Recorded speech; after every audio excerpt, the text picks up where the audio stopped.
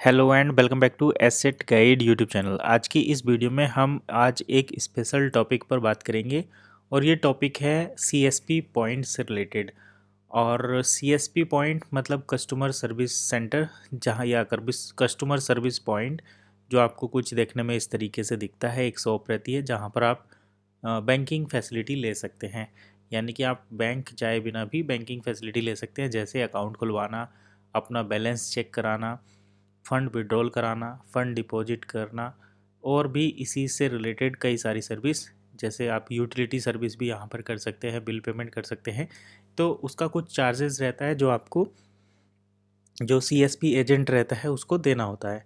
तो आज हम उसी से रिलेटेड बातचीत करेंगे। जैसे सपोज़ करो आप यहाँ पर कुछ फ़ंड निकालने जाते हैं या डिपॉजिट कराने जाते हैं या स्टेटमेंट चेक कराने जाते हैं, तो क्या सीएसपी जो एजेंट है, कस्टमर सर्विस पॉइंट का जो अटेंडेंट है, ऑपरेटर है, वो किस तरीके से यहाँ पर अर्निंग करता है, उसके बारे में आज हम यहाँ पर कुछ थोड़ी सी डिटेल जानेंगे। गूगल का ही हम सहारा ले रहे हैं। तो यहाँ पर आप देख सकते हैं how bank Mitra earn commission on transaction. तो ट्रांजैक्शन पर कितना कमीशन मिलता है, क्या मिलता है, किस तरीके से, तो ये आज हम बात करेंगे। आप इस आर्टिकल के साथ ये समझेंगे कि बैंकिंग ट्रांजैक्शन पर भी किस तरीके से यहाँ पर हम थोड़ी बहुत अर्निंग कर सकते हैं। तो यहाँ पर देखिए, एक तो होती है परसेंटेज बेस्ड कमीशन, जो जैसे सपोज़ करो आपने 1000 रुपये डिपॉजिट करे तो उस पर यहाँ पर 0.25 से 0.5% तक कमीशन मिलता है। ये डिपेंड करता है कि आप कितना फ़ंड और किस बैंक के थ्रू डिपॉजिट कर रहे हैं। कुछ बैंक ज़्यादा देते हैं, कुछ कम देते हैं। कुछ बैंक बड़े अमाउंट पर ज़्यादा देते हैं, छोटे अमाउंट पर कम देते हैं। तो ये सारी चीज़ें यहाँ पर आती हैं। तो बैंक में डिपॉजिट, बैंक से विड्रॉल और मनी ट्रांसफ़र की जब सर्विस आप प्रोवाइड करते हैं तो वहाँ पर आपको 0.25 से लेकर 0.5 तक, मतलब आपको यहाँ पर ₹2.5 से लेकर ₹5 तक पर 1000 रुपये पर कमीशन मिलता है as a CSP agent. Suppose करो आप एक सीएसपी सेंटर खोल के बैठे हैं, कोई आपसे आता है, फ़ंड डिपॉजिट करता है 1000, तो आपको वहाँ पर मिनिमम ₹2.5 मिलते हैं। और विड्रॉल करता है तब भी आपको मिनिमम ₹2.5 और मैक्सिमम ₹5 तक मिल जाते हैं। तो ये एक होता है कमीशन बेस्ड अर्निंग। कुछ फिक्स्ड फीस भी होती हैं, ये सर्विस के लिए अप्लाई होती हैं। जैसे आप आधार सीड कराना चाहते हैं, बिल पेमेंट करना चाहते हैं या कुछ एनरोलमेंट करना चाहते हैं सोशल सिक्योरिटी स्कीम में, जैसे नेशनल पेंशन स्कीम है या दूसरी कई सारी पेंशन स्कीम चलती हैं उनमें, तो वहाँ पर भी आपको मिलता है। इसके साथ साथ कुछ टिपिकल कमीशन सर्विस होती हैं, जैसे अकाउंट ओपनिंग, तो यहाँ पर 20 से 30 रुपये पर अकाउंट मिल जाता है।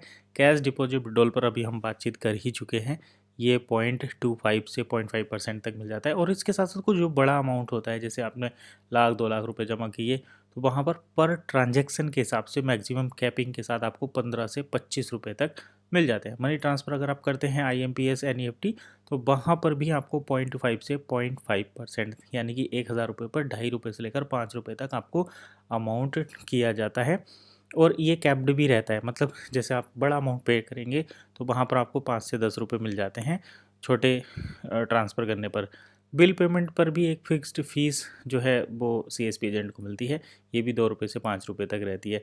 आधार सीडिंग अगर आप कराते हैं, मतलब अपने बैंक अकाउंट में आधार कार्ड लिंक कराते हैं, तो आपको 5 से 10 रुपये मिल जाते हैं।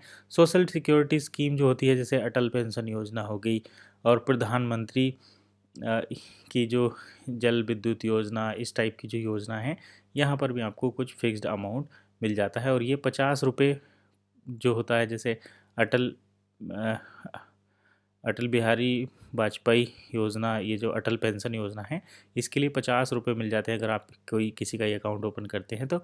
और PMJJBY करके जो योजना है, कुछ बैंक देते हैं, यहाँ पर भी ₹18.90 तक मिल जाता है। लोन रिकवरी असेसमेंट करते हैं तो 1% यहाँ पर कमीशन मिल जाता है रिकवर्ड लोन अमाउंट। सपोज़ करो आपने 1 लाख का लोन अमाउंट किया तो 1% वहाँ पर आपको वो मिल जाएगा, ठीक है।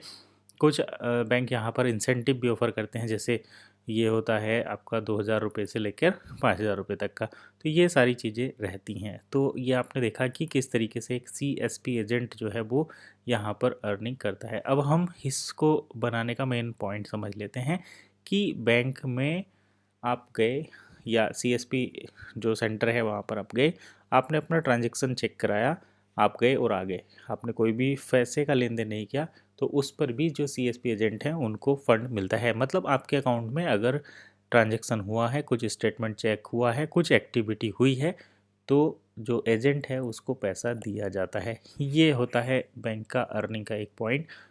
और बाकी जो और तरीके हैं वो भी हैं।